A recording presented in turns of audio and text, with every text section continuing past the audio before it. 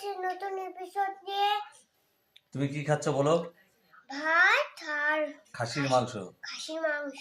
আমি কি খাচ্ছি এটা বলো?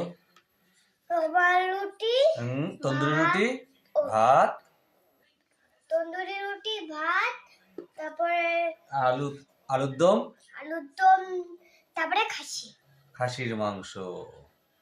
যাও তুমি নিচে বসে খাও। তাহলে আমরা স্টার্ট করলাম গাইস খাওয়া।